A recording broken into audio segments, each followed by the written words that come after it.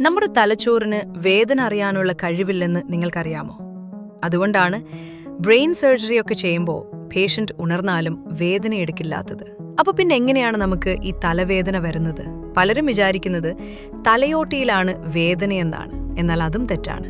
കാരണം തലയോട്ടിക്കും വേദന അറിയാനുള്ള കഴിവില്ല. സത്യത്തിൽ നമ്മുടെ ശരീരത്തിൽ ഉടനീളം നോസിസെപ്റ്ററുകൾ എന്നൊരു പ്രത്യേകതരം ഞരമ്പുകളുണ്ട്.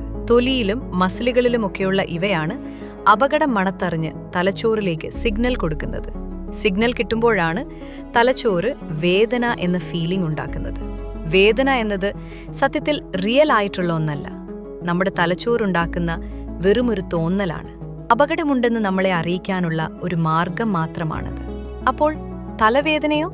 തലച്ചോറിന് പുറത്തുള്ള തൊലി, മസിലുകൾ, രക്തക്കുഴലുകൾ എന്നിവിടങ്ങളിലെ നോസിസെപ്റ്ററുകൾ ആക്റ്റീവ് ആവുമ്പോഴാണ് നമുക്ക് തലവേദന അനുഭവപ്പെടുന്നത്.